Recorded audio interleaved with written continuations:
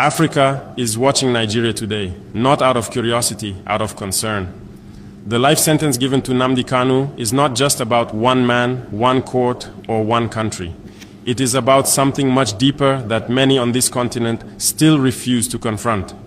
When political questions are answered only with prisons and verdicts, the problem does not disappear, it transforms. I have said this before, and I will say it again.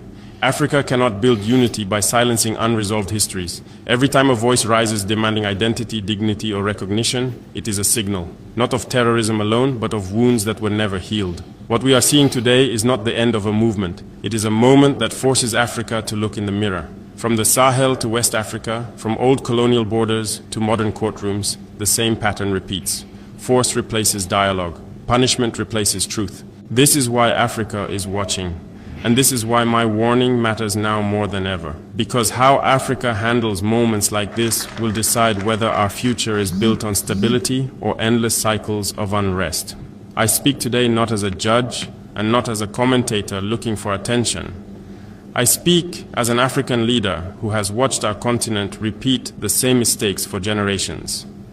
When a life sentence is handed down in a politically charged case, the question is never only about the law. It is about the message it sends to millions who are already listening, already questioning, already restless. Africa is young, Africa is conscious, and Africa is no longer silent.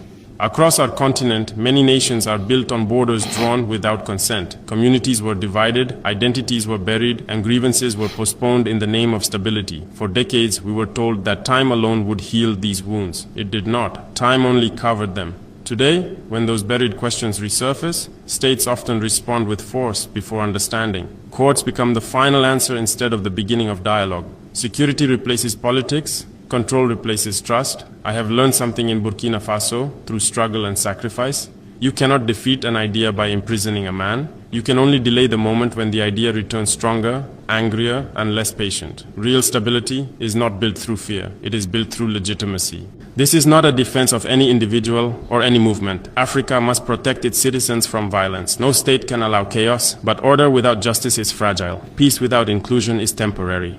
When people feel unheard for too long, they search for voices that speak loudly. When institutions fail to represent them, symbols take their place. This is how figures rise, not because they are perfect, but because a vacuum existed. Africa stands at a crossroads. One path continues the inherited system where power speaks and citizens listen. The other path demands courage. It demands dialogue, reform, and the humility to admit that not every challenge is a security threat. The choice we make today will echo far beyond one country.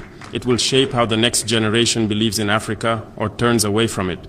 I want to be very clear about something Africa often avoids saying out loud. Many of our political crises are not new problems. They are old questions that were never answered honestly. When colonial rule ended, flags were changed, but foundations were not rebuilt. Borders remained, power structures remained, legal systems remained. What changed was who sat at the top, not how the system treated the people beneath it. In many countries, communities were told to forget their past in the name of national unity. Forget the wars, forget the promises, forget the pain.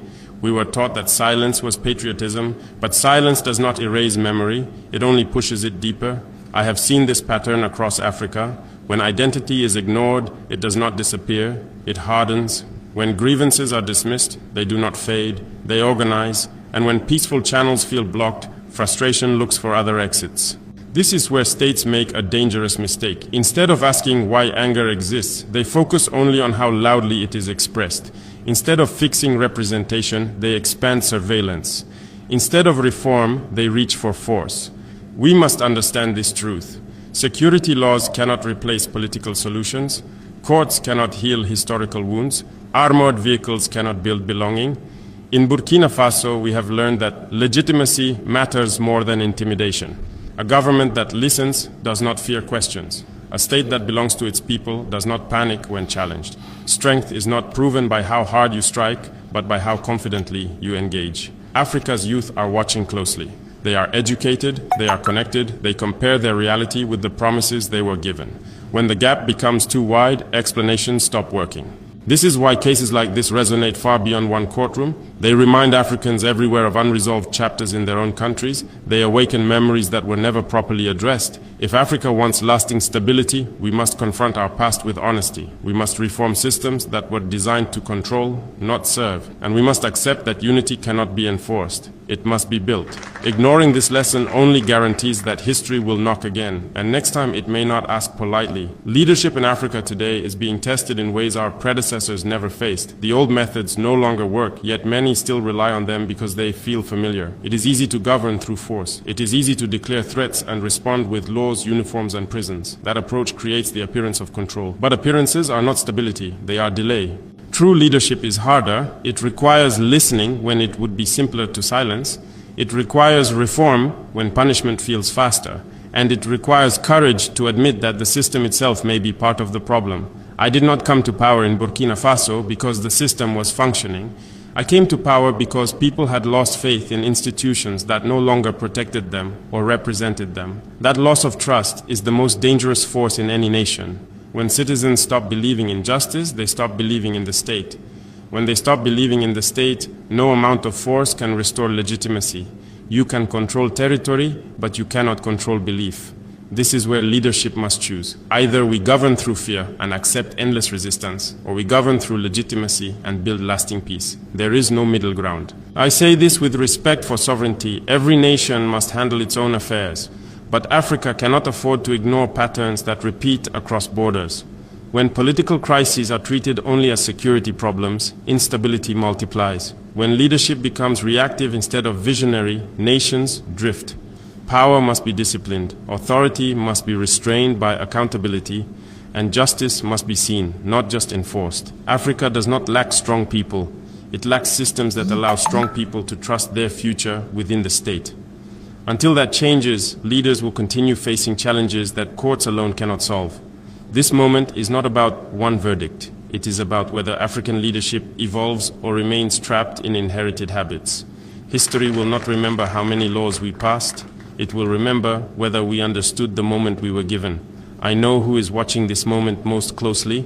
It is not governments. It is not institutions. It is Africa's youth and our brothers and sisters across the diaspora. You are informed. You are connected. You do not accept simple explanations anymore. When you see courtrooms, sentences, and state power collide with political identity, you ask deeper questions, and you are right to do so. I want you to understand something clearly.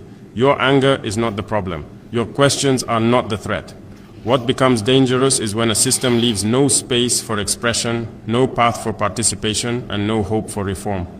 Africa does not belong to a generation that inherited power decades ago. It belongs to those who will live with the consequences of today's decisions. That is why your voice matters, even when it makes leaders uncomfortable.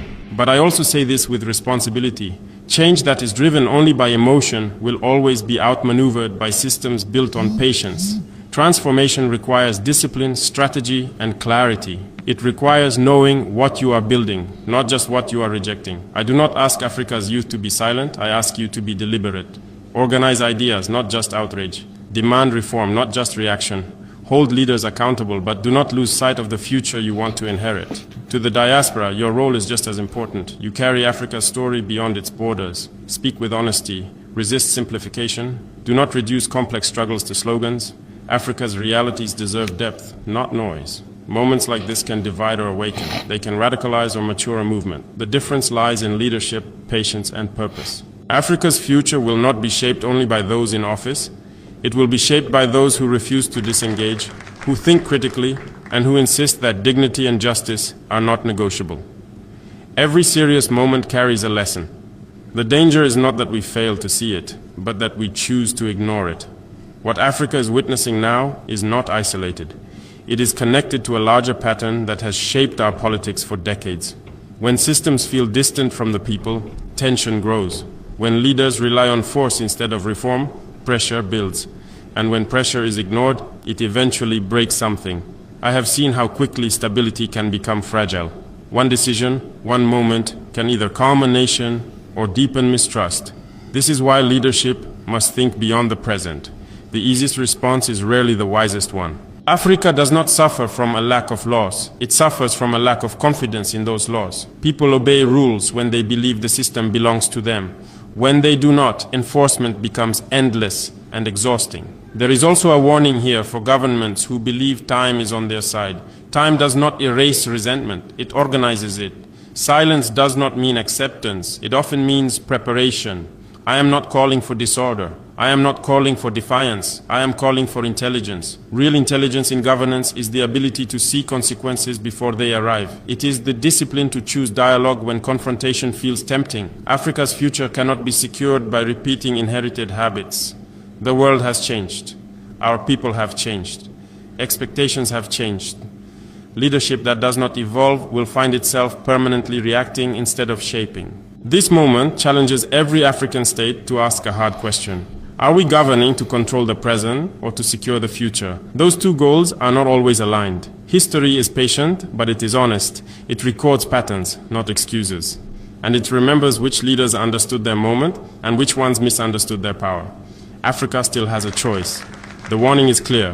Whether we listen or not will define the next chapter of our continent.